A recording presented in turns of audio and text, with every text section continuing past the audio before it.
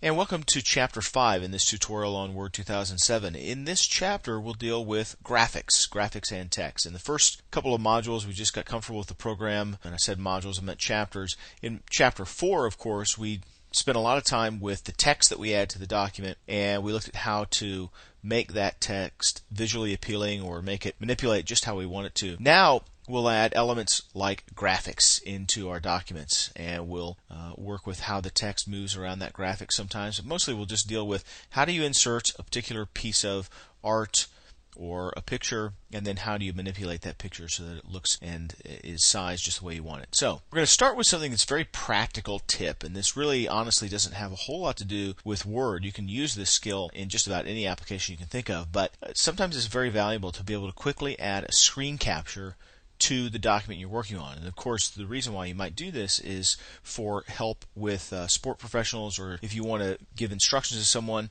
How do I just say, look, just do this on the document or on your computer? How do you do that? Here's how you do it. You hit the print screen button on your computer, and then you paste it into your document. It's a very simple procedure. So if we're taking this as our screen area here, all we have to do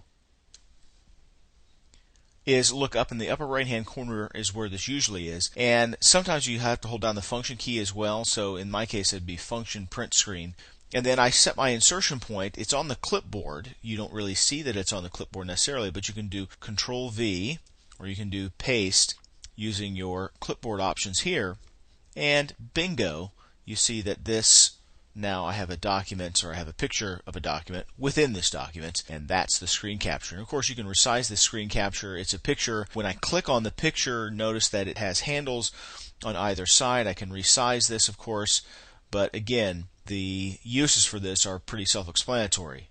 I've got something going wrong with my computer. I'm seeing an error message or some kind of dialog box that I'm a little bit confused about. You can send that off to Brian anytime you want to, and maybe I can figure out what's going on with your computer. You also can edit this with your picture tools. Notice that once again, the ribbon is kind enough to adapt to whatever element we're working on within our file. So if I click on, in this case, a picture, my picture tools load, and I can start to edit the picture styles here.